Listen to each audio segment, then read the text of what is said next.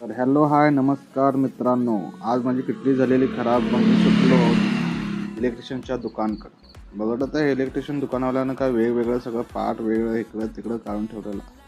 असं बसं करून त्याने रिपेअरी करून दिला बाबा.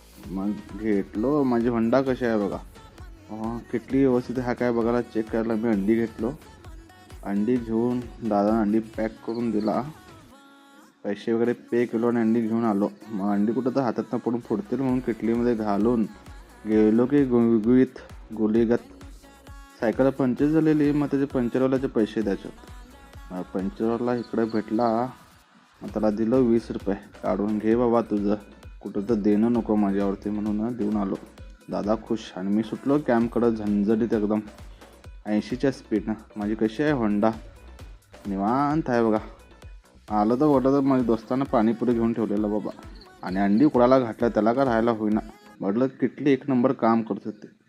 किटलीचं काम झाल्यावरती भावानं काय कांदा मिरची घालून एकदम ताटत सजवून ठेवलेला. कसं वाटलं ब्लॉग सांगा. मस्त लागला हा.